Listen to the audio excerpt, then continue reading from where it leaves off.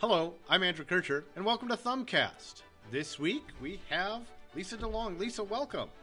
Hello, thank you for having me. It's so great to have special guests. This is a new format for us, this podcast. We've had a few episodes. It's great. Sometimes it's Anita and I. Sometimes it's just Anita. This week it's just me. We are always excited when we get to bring in a special guest, somebody outside, because we get to have, it's right there in the name, these coastline conversations. Good tagline. We talk about things that impact the Michigan's Thumb Coast. And you are the downtown development director, so this is like the perfect kind of coastline conversation. You fit in to a lot of these.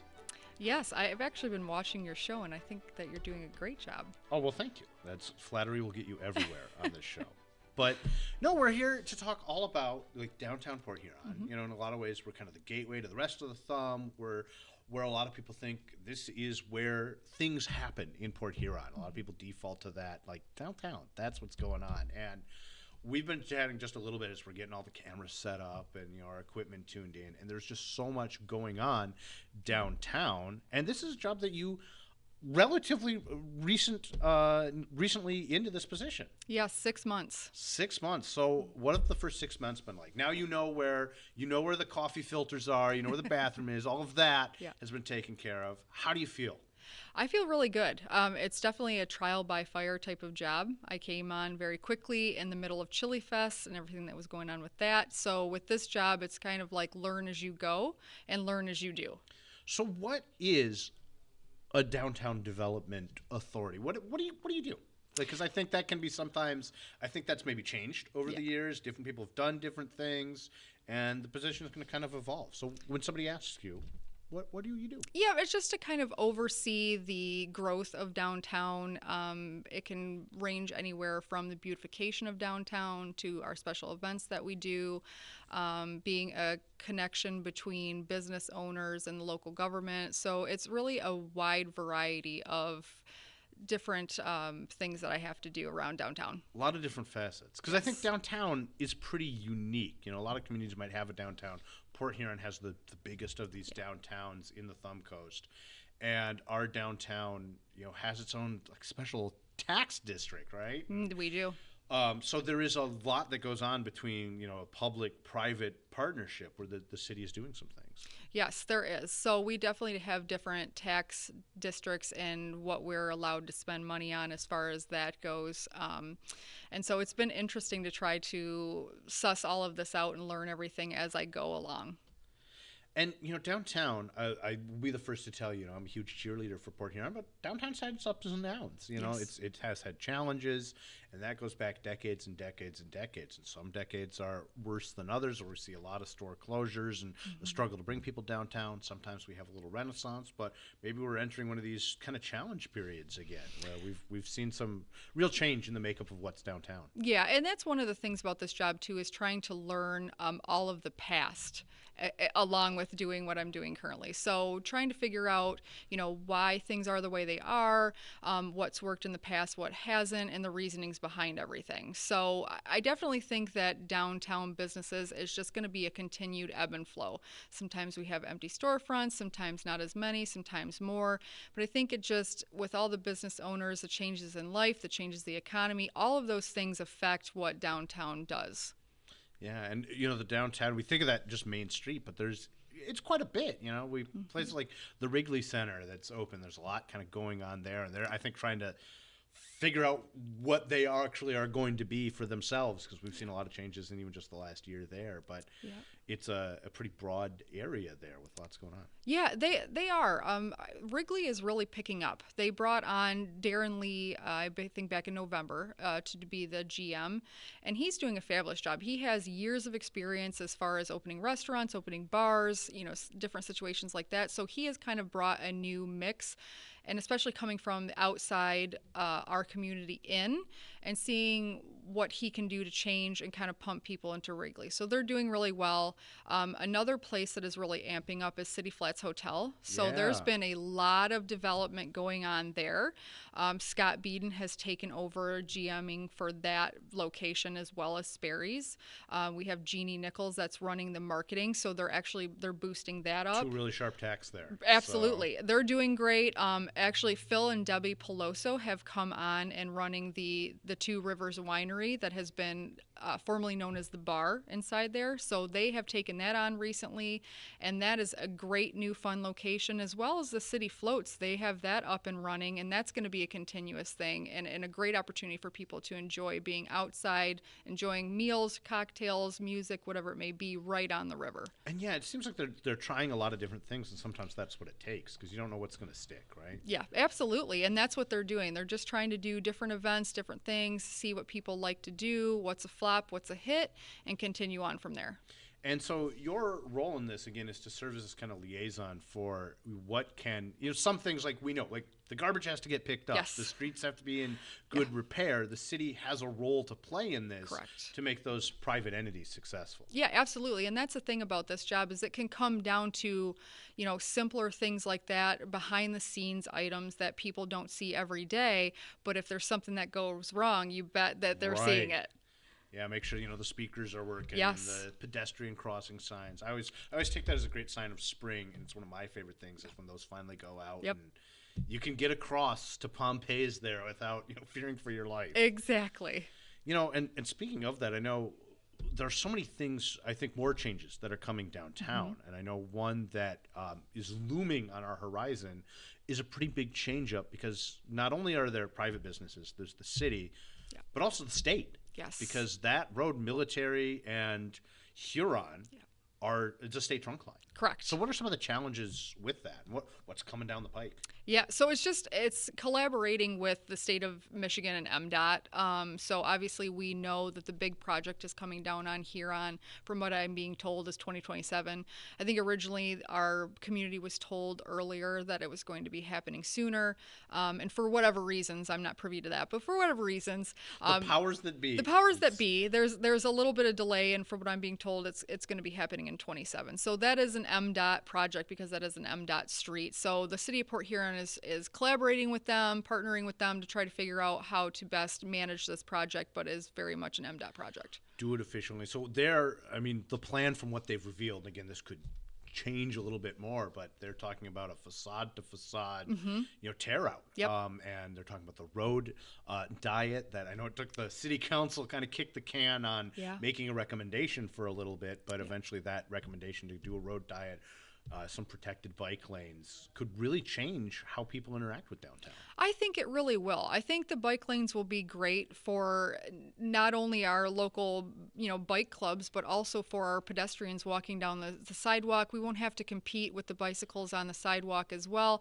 And we may see, some new developments on the sidewalk because of that. I mean, you're all about, especially in your role, it's maybe counterintuitive, but we'd like traffic to go as slowly as possible through downtown. Yes. Ideally, you park and go shop, right? Yes. Yeah. It's this conflicting nature. Some people are like, how do I blow through there as quickly as possible? Right. But that's maybe not a good end. It's seeing people slow down as a great advantage of something like that road diet. No, that's a great point. We definitely want to see slower traffic, just for safety issues and to enjoy our downtown. I mean, there's all those little details that when you're flying by that you might not see, and so I think it will be a great addition. Not to mention, hear yourself think while you're eating some ice cream. And that's right. So that's one aspect is coordinating all of this, working with these different entities. But I know another thing that takes up a big chunk of your time and a big chunk of what you're thinking about is some of the events that we have downtown and some signature events. You mentioned even starting during Chili Fest, but summer always brings a pretty big one. Yes, yeah. So Blue Water Fest is coming up. So that's going to be July 9th through the 12th. And boy, we have a lot to talk about on that. Yeah. So Blue Water Fest, again, some people always associate directly with boat night. Yes. It's family night. Yep. You got boat night. There's the parade, the Rotary International Day Parade on Wednesday night. It is like a multi-night. It's the biggest. It is the high holy days of summer in the Thumb Coast area are these days in downtown Port Huron. So what's on docket for this year? You're new in the saddle. Yeah. Is a lot changing? Are we sticking with the fundamentals, the principles? Give me the rundown. So the fundamentals are pretty much staying the same. Like I said before, I'm doing as I'm learning, right? So so it is trial by fire absolutely for this event, but it's going great. So Blue Water Fest, obviously we have our sailors coming in, and that's something that we want to create a wonderful atmosphere for them and kind of a celebration of their sport, right? So we have them 101 years, right? 101 years. A lot of sailing tradition that'll be in town. Yes, and really it is the longest consecutive freshwater sailboat race in the world. Yeah. And so that's I mean, something they didn't even stop during World War II. No. It's amazing to think that didn't stop in COVID, didn't stop in the war. It's a long tradition. Yeah, I think it just goes to show you the passion that these sailors have, and to be able to, collaborate next to them and have this wonderful festival, to be able to celebrate our sailors, and the fact that Port Huron is the place to be for that. We've been having, there's been a Blue Water Fest of some sort since the 1930s or 40s. And so now, it's kind of turned into Blue Water Fest, the late 70s, and has continued on since then. And I think that kind of who was taking charge of that has changed over the years. Yes. There used to be a committee. They were their own, I think it was like Blue Water Fest Inc., right, at one time. And some of that has been kind of redistributed towards, the city putting this on as like an official city fest. Because a lot of cities do that. Yep. In a lot of places, how they're run exactly can vary from community to community. But like, you think Yale, you think of the Bologna Festival. You think Marysville, it's Summerfest or something like that. Yeah. But this is the big one that is Port Huron. So it is, and I think what a lot of people don't realize is that even though this is a city event, this has to be put on by sponsorship dollars. So we could not run this festival without our sponsorships. So like the Convention and Visitors Bureau for Discover the Blue, Moses Roses, Kroger, Semco, All Star, Enbridge, Chick-fil-A has gotten in on the mix for the Kids Zone this year. So we have a lot of sponsors, and we just couldn't do it without them. So we're so thankful and so grateful that we have them, and they realize the importance of this event. Those community partners are really stepping up. Yeah. So what do you think the biggest changes for this year are going to be? So a couple of things that we have going on that are, if we want to talk about new stuff, or if you want to go down the lineup, let me know. But so for the Kids Fest, which is the Kids Zone, which is where I kind of do. So OT Transformation does their own.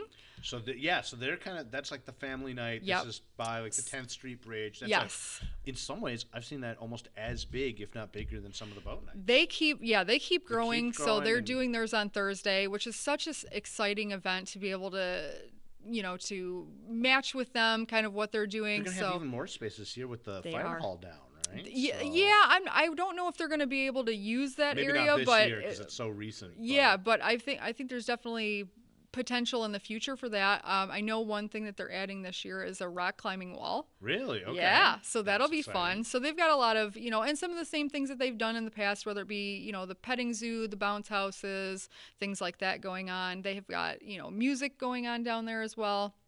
And then so like in our Kids Zone, which is kind of in the center of downtown on McMorran and Huron, we have our kid fun zone there. So we're having, so we usually have like bounce houses down there, which we will, but this year we're having the largest obstacle course. So it's going to be 70 foot long. So that'll be fun. We have an aerial ropes course that is coming in. So really? Yeah, so I'm excited for that. And this will be available what days? So Thursday and Friday. Thursday and Friday. Yes. Okay. Yep. So we'll have that. And then there's going to be like Wonder Wolf will be down there. Paul Mitchell has just signed on to do some of their hair glitter down there. So that's going to be a lot of fun. We partner with McMorran. We partner with Parks and Rec, Port Huron PD. So everybody kind of comes down and has their own little station. And they can bring their own twist to it. Yes. Yeah. So that's kind of by McMorran. Because you guys, obviously one of the now crown jewels of downtown is that McMorran Plaza. Yes. And getting to do that. I'm sure you coordinate a lot with, McMorran is one of these others. It's part of the city, but maybe a slightly different department in planning a lot of their big goings on. Yeah. So there's concerts there constantly Yeah. and other programs, not only inside but in that plaza. Yeah, absolutely. I mean, the winter months is technically, which sounds crazy to me, but they're busy season with Okay, everything they yeah. have going on. And then, in the summertime, I mean, they have the theater, they have concerts outdoor in the plaza. They have the YMCA. They're partnering with YMCA and some other local talents. So it's kind of a central hub that's busy all year long. Solid. So what else do we have that's like newer, revamped this year? So we have just it's a lot of it's just at the kids zone. We do have Moses Roses coming back for the drone show, so that'll be very exciting. So that was last year. It was the first year for the drone Yes. show rather than more traditional fireworks. Yes. It sounds like that was pretty successful. And we're Yes. looking at that. I was very surprised to find out. Not only, I think people do not have an appreciation for just how much fireworks cost. Like they are. I mean, yeah, it's nice to stop at a roadside stall and slap down $25 and you get a Yep. fun afternoon. But Yep. for one of these big shows, we're talking tens of thousands of dollars. Yes. And that's perpetually. Everyone remembers that. Well, people will claim they're like, well, when I was a kid, the fireworks went on for 3 hours or something like that. Like maybe you're remembering that a little bit differently, but having one of these costs thousands of dollars, like you said before. Those sponsorships so important. It does. But I was surprised to find out that a drone show can sometimes be as much, if not more. Yep. Than the fireworks. Yes, it's very expensive. So we're so grateful to Moses Roses for being able to put this on and help us with the creative design for that. And not only them, but to be able to use Desmond Landing. So Bay Mills Indian Community owns a big portion of the land down there, as well as Atchison Ventures. So they were actually able to give us permission to go down there and use that.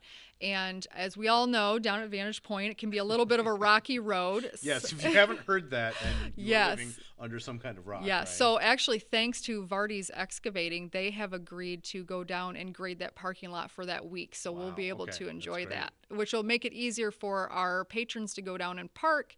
So Blue Water Transit can give their free shuttle rides Thursday and Friday to and from the point. Do they have a good theme this year? Obviously, last year everything was all about this, Yes. century of sailing. Yeah. Were you thinking more sailing themed, or are they going to change it up? I think we'll definitely change it up. But we're the Blue Water area. We're Port Huron. We're on the water, and that's what we need to celebrate. Yeah, so going to see lots of that. That's, I think, going to be another highlight. And I think people really like that. There's something to be said for that. Drone show can be very, very impressive. Yep.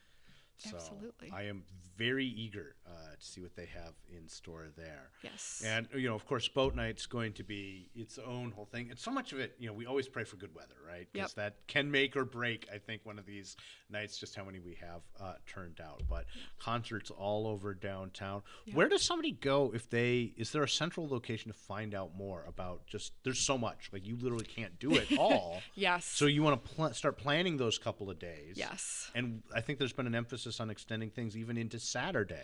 There is. So, touching again kind of on new things that we're bringing. So we're partnering with the Country Style Marketplace on Friday. So Friday at 5:30, just outside of their place, we're going to do a hot dog eating contest. Oh, okay. So that'll be a lot of fun. So they crown a local champion. And that's what we're hoping. We need somebody in Port Huron to become, the hot dog eating champion.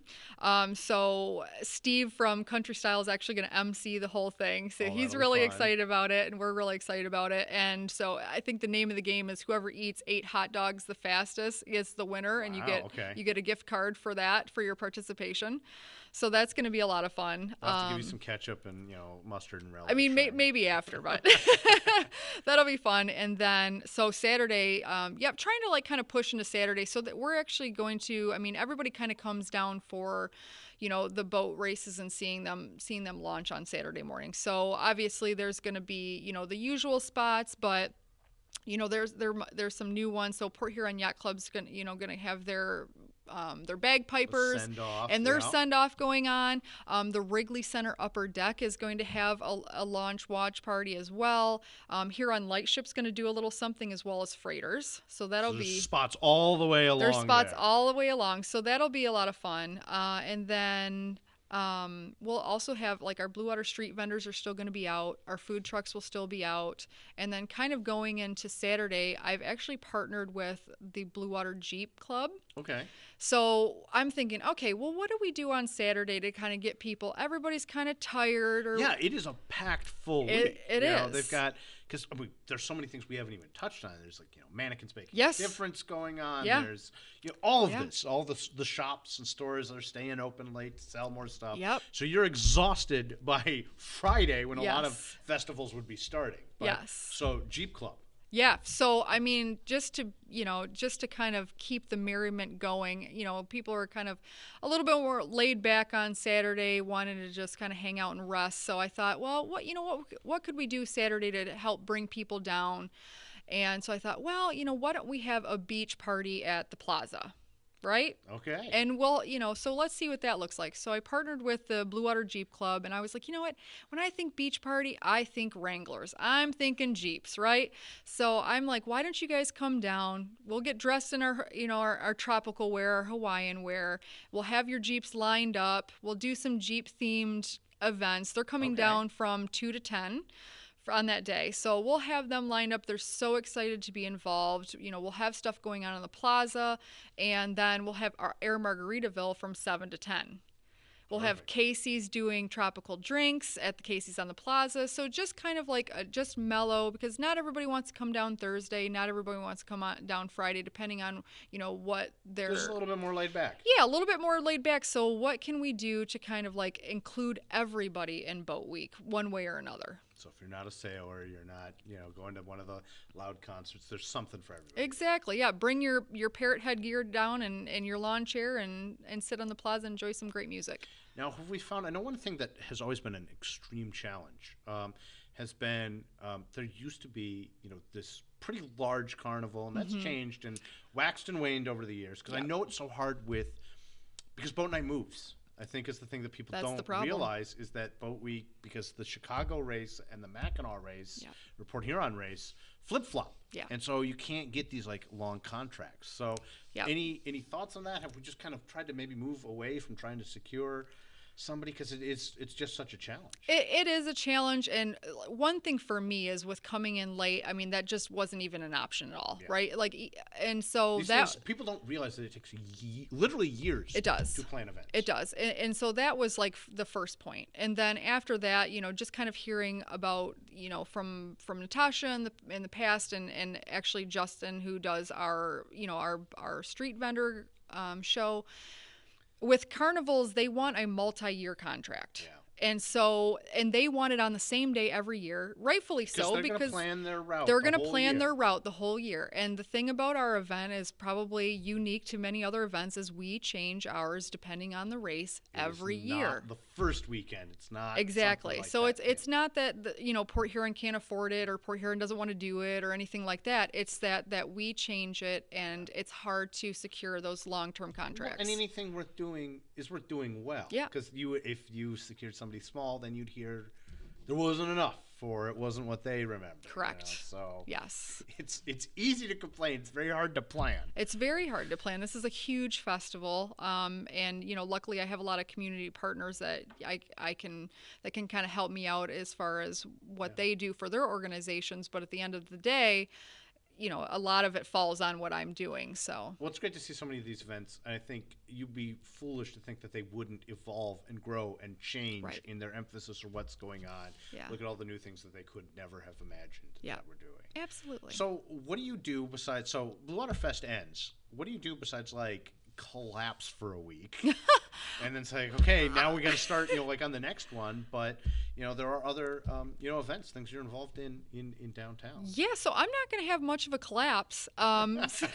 We've got not that luxury. Right? No, not at all, because we have Main Street Memories coming in on July 26th. Yeah, that's right. And that is going to be downtown this year. Yes. That is a big change up. Moving from the flats down at, Desmond Landing there up to under the lights downtown. Yeah, I am so excited to see it. I mean, it's going to be the length of downtown. Ron's We're talking Glenwood straight on down to Griswold. Oh yeah, I mean Ron is working so hard. Ron and his team are working so hard on this event, and they're doing everything that they can to make it the best of their ability. And I mean, they can top out at up to 800 cards. So that's a huge event. I'm excited. I talked to him earlier today because they're putting together a scavenger hunt. So there's gonna be so many cool things they're doing with that downtown. Yeah, absolutely. And it's also kind of shifted towards, rather than the thing I'm most curious about, having grown up around car shows and cars, my grandparents did this, got me into it.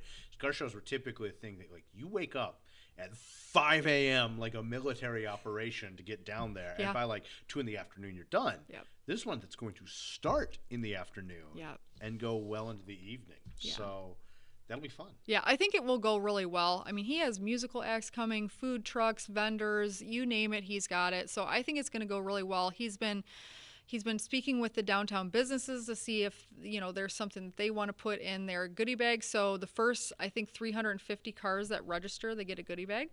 So that's going to be a little extra incentive, which is really fun. And what I love about this event, too, is it goes over the Military Street Bridge. So not only do you have the north side, but you have the south side of the bridge. So everybody in our entire downtown community can be involved some way, somehow. So, I guess I'd also be remiss we didn't ask when we're talking about the south side, because sometimes I feel like it doesn't get maybe as much attention as the north of the bridge there, because we got a couple big projects that are kind of like hanging out there. We know that they're doing work at the Community Foundation. They've completely revamped. We've gotten to see that over the summer. It's exciting and. Might be more changes to come with Michigan Mutual changing things up there a little bit. Definitely possible. Yeah. So there's keeping an eye on all of that for some of those, hopefully, projects to come to fruition. Yeah. So any respite after the car show, or right back into another big event? Yeah, no, I'm going on vacation. All right, that's the time you finally get a little bit of a break. Yeah, I'm going to go on vacation for a little bit. So I just had my 40th birthday, and my husband said, where do you want to go? Anywhere in the world. So we're going to take a cruise over to the Mediterranean. Oh, yeah. Very nice. Yeah, so that's going to be great. But then I'm sure you'll be right back at it, because then we're back to Chili Fest in the winter. And there's the Santa Parade. Yeah, we'll be doing stuff for Halloween and fall time things and all kinds of different decorations and anything else like that. So again, a good source. I know I get a lot of my information from downtown right from your social media, the Downtown Port Huron page. Yep. Great place to follow that and keep up with all of these going-ons. Yeah, the downtown businesses have been really great as far as posting their events. So if we have something that's going on as far as an event in downtown, I just tell them, I said, make Downtown Port Huron a co-host on your event. Yeah, because it's promoting not only things that the city is actively involved in, you're actively involved in, but when they want to have Brooks Fest and sell the shoes, that's. You don't have anything to do with that. You're not out there measuring people for shoes, but it is a downtown event that you can help, promote. Exactly, and that's going along. So we're partnering with them to do the sidewalk sales, the 27th and 28th. So for people to come down for the sidewalk sales and Brooks Bash at the same time to help people. That maybe don't come down a lot and want to check out what they have in the stores. We have some new places opening up, so it's exciting. There's kind of this cycle, but there's always things going. There's always you got your weekly farmers market, which is now truly downtown. Yeah. So it's always great to see as those things grow. No, the farmers market is doing spectacularly. So we opened our second year in May. We go to the end of October every Saturday from 8 to 2. And we have really amped up this year. We have new vendors that have come in. We've got musical groups, so School of Strings and some other musical groups are starting up soon. We have a food truck almost every week. We have a permanent coffee truck down there. Oh, nice. Artie's comes down with his gelato. We've got Dots with her goodies and her ice cream. And so we are really amping up for the farmers market. We're partnering with the Blue Water YMCA every week. They come down and hand out what they have going on. So even a slow week isn't all that slow. It's not, and what's great is even if it's raining, our vendors are committed. They're coming. So we are a little family. You got those tents out there. You can stay pretty dry. Yeah, we're a little family down there, and so they're really doing great. They're enjoying the location. It's easy, ADA accessible in the parking lot. It's easy for people to get around. There's no potholes that you have to drive through Right. anymore. No dodging on the way in. Yeah, absolutely. So, and in conjunction with that, so we've also partnered with actually Liz Buckley, who runs my farmers market right now. She's actually running the Southside Market, which just had their opening day yesterday. That's right. Yeah. Yeah. So it's like a midweek kind of. It is. Day, Yep. So Tuesdays, I think, until the end of August. So it's going to be from 4 to 8 down at Knox Field. So it's just a little pop-up market. Whoever wants to come down for vending can come down and communicate with Liz. And so yesterday was opening day, and I think it went really well. We had a great crowd. Well, exciting stuff on the horizon. Yeah. I don't know how you find the time to fit it all in. Me, I don't sleep. Let alone find time to come tell us about it. So Oh. thank you so much for coming by, Lisa. We're really appreciative of your time and getting to share all the amazing things that are going on here in Port Huron and as kind of capital of the Thumb Coast. No, thank you for having me. Absolutely, anytime. Well, until next time, when we have our next guests back in, and we'll be chatting again with Anita soon. Thank you for listening and coming and stopping by and getting all of your news right here. So for Thumbcast, I'm Andrew Kercher.